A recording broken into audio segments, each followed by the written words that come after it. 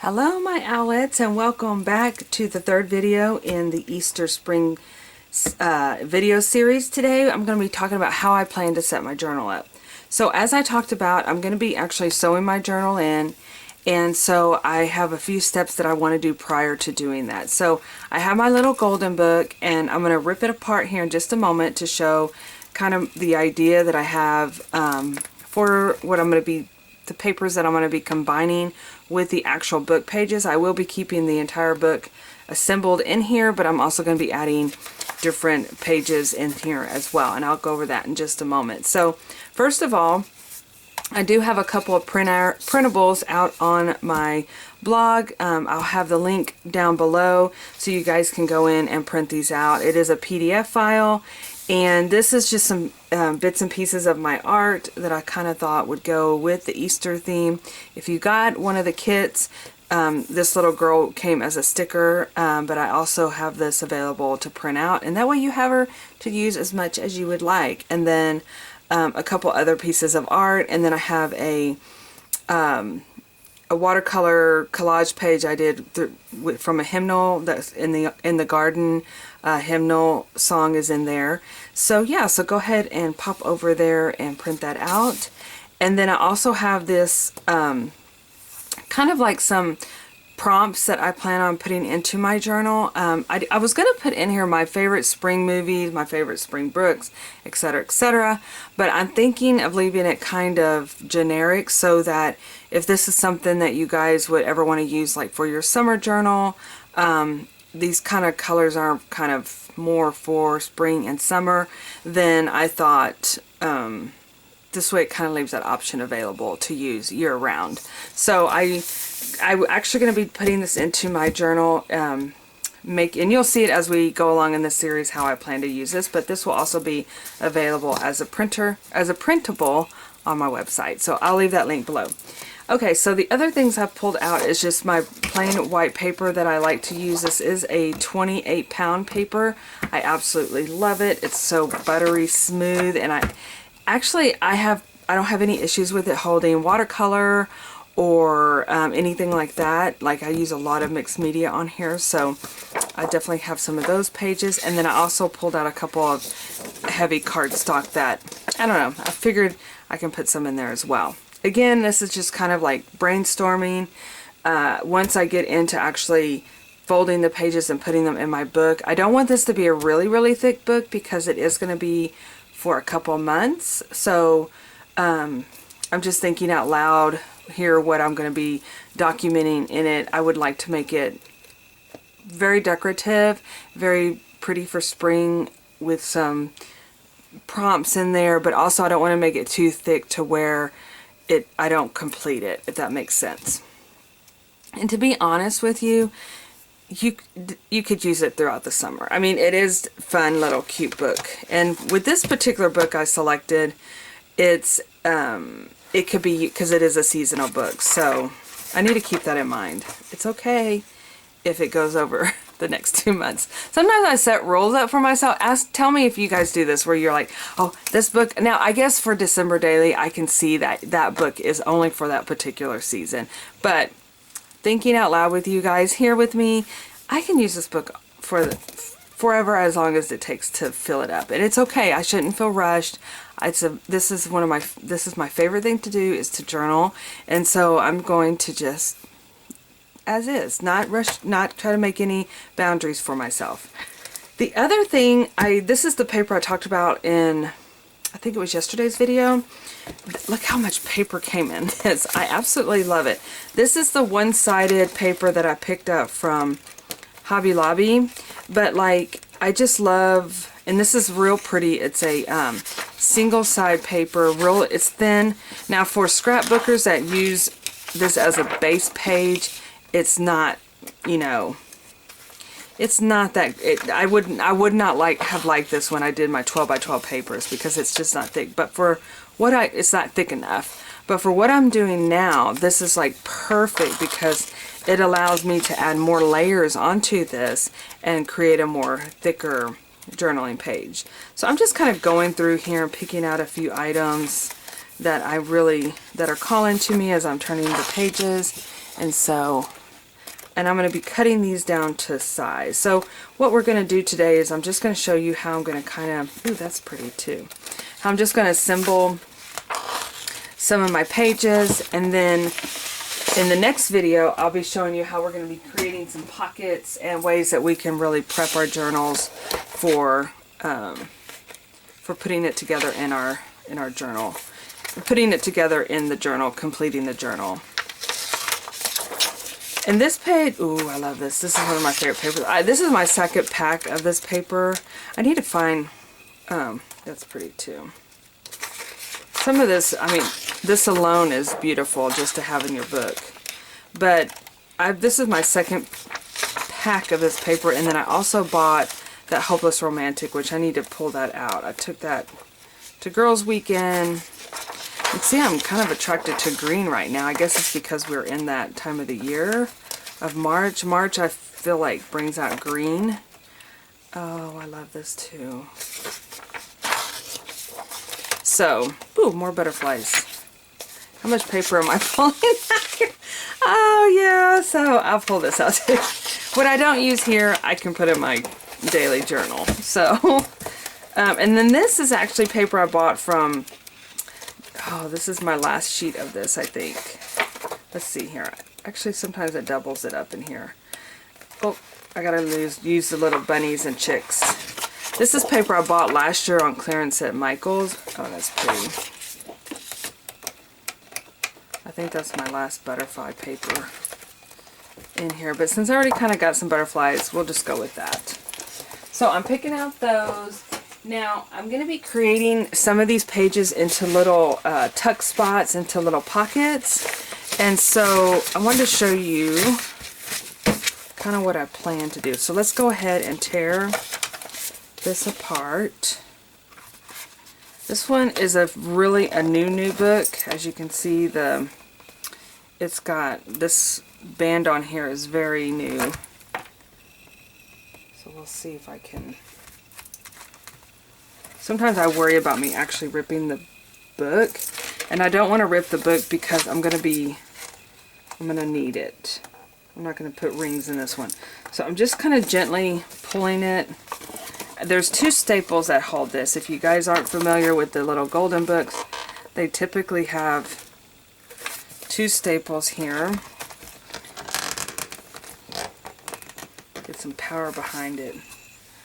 Let me get this little tool out here. Sometimes if I can find this, oops, I can pull the little staple up.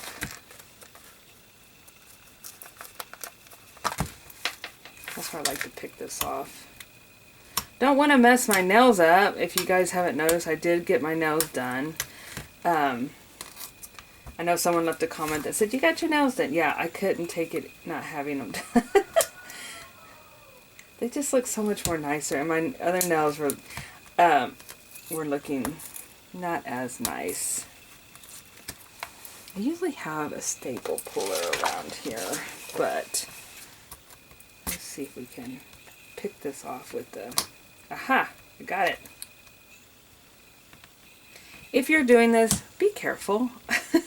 We don't want anybody to like poke themselves with these tools of scissors and sharp objects.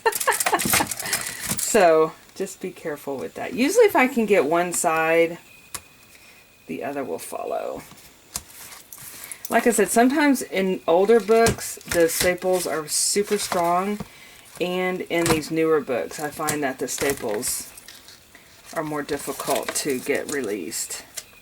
Ouchies. Man, poked myself with that. Oh, that staple was tough. So then, usually this side will follow.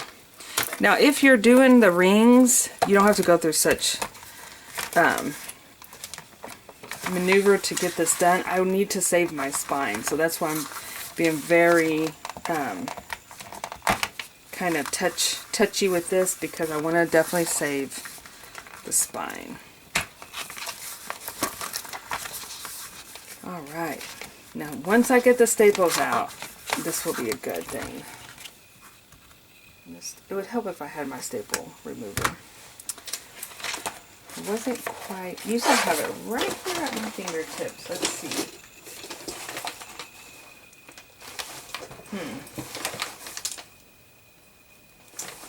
But not today, which is odd, you guys.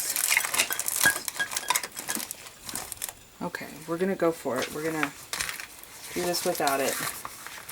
And I know that the minute I turn the camera off, I'm gonna find my staple remover. Let's get our pokey thing back out.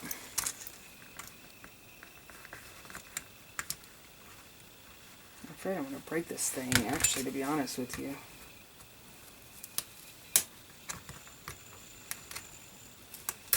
Okay.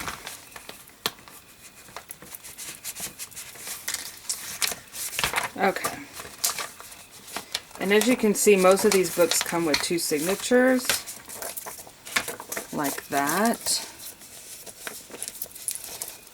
And so I normally kind of like mess around with those. So I'm going to leave this open because I'm going to show you guys, first of all, in the video that I actually assemble this, I created, it's going to be a standalone video. And I'll show you how I get my staples out. I'll find my staple remover between now and then. And then we're going to, I'll show you how to assemble it if you plan on keeping the binding in for your sewing. Because we're actually going to make it like this. We're going to level that out. Okay, so I'm going to put this aside for now, and then we'll touch base on it when we get ready to do that.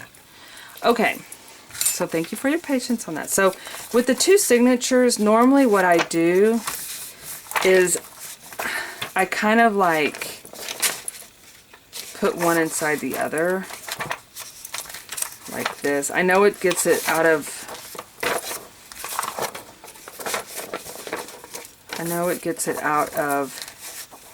season here. Let's see here.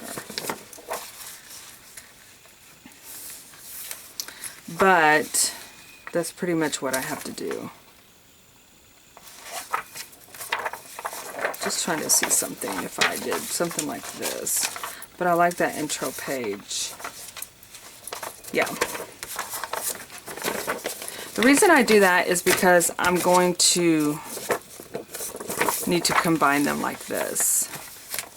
Now what I have learned on this book, as I mentioned earlier, this one is, see how it hangs out over the side? I do not want this to do that because, and actually I'll probably eventually will go in and trim those edges off of that one, but I'm going to pull these out and add these, measure these out for lengthwise. Now some of these I plan on adding as pockets, so I want to keep them large. So I'm going to select the ones that I'm going to be making into pockets. I'm actually probably going to be using this thicker paper to make pockets out of. And we'll go from there. So what I typically do is I take my book, and I'm going to keep these 2 pages out, the thicker cardstock, and I'm going to put those over here. And I measure out. So these actually would probably not even need to be trimmed up. See how they actually have a lot more space on either side. So what I'm going to do is let me put these away really quickly here. Is I'm going to measure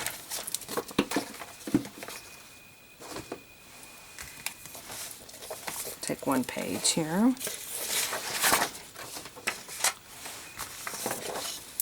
I'm going to see what the width is of this, which is too wide. So we're going to fold this in half.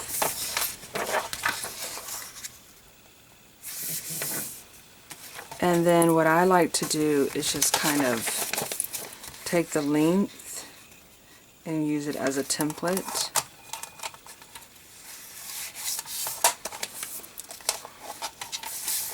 I usually use my Galvatine cutter, so it's a little, this is kind of new for me.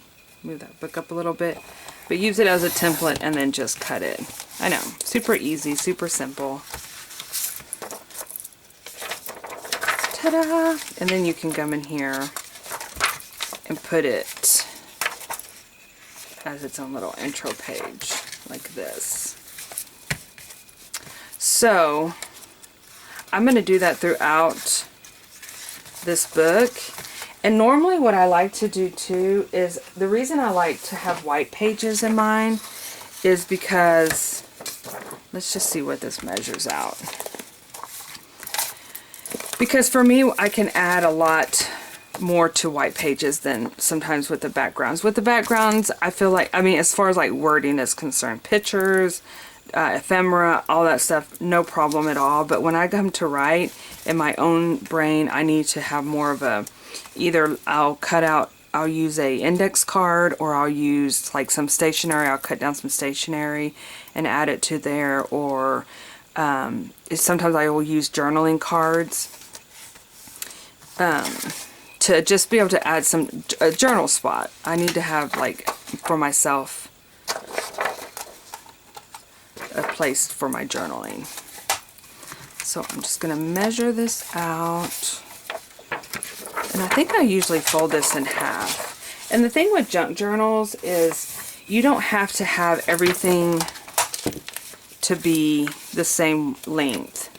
In fact, I personally like, that's what I enjoy about junk journals, is that you have the ability to do different lengths. In fact, I'm not even going to measure that to make sure if it's even. Oh, it's pretty much even. So what I might come in here and put is like 2 pages of the white here. Even though, like I said, I'm probably going to really keep my eye out on trying to not make it too thick. So I do get to go through the journal.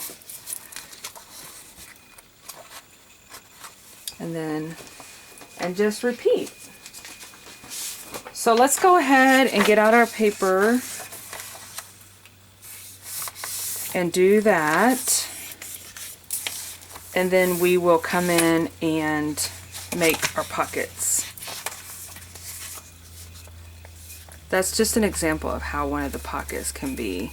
It's literally folding it in half and then adding washi to the edges, and these create little pockets. So that's one of the things. So go ahead and pick out your paper, and then I will come back in my next video and finish up assembling the journal, assembling all the paper to get ready to put into the journal and bind it up. So I will see you soon.